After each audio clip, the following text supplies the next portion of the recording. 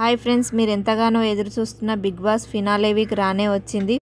ఎవరు విన్నారో ఎవరు రన్నారో అనేది ఇప్పుడు మనం తెలుసుకుందాం. ఇప్పుడు బిగ్ బాస్ లైవ్ అయితే ఆపేసిండ్రు వెడ్నెస్డే నుంచి.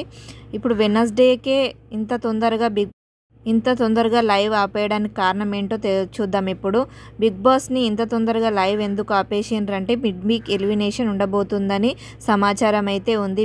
మిడ్ వీక్ ఎలిమినేషన్లో షాకింగ్ ఎలిమినేషన్ జరుగుతుందని అంటున్నారు.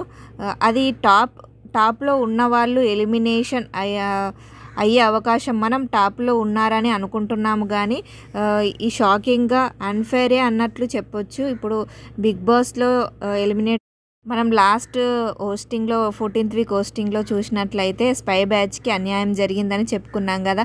ఇప్పుడు మిడ్ వీక్ ఎలిమినేషన్లో కూడా స్పై బ్యాచ్కి అన్యాయం జరగబోయిందని అంటున్నారు.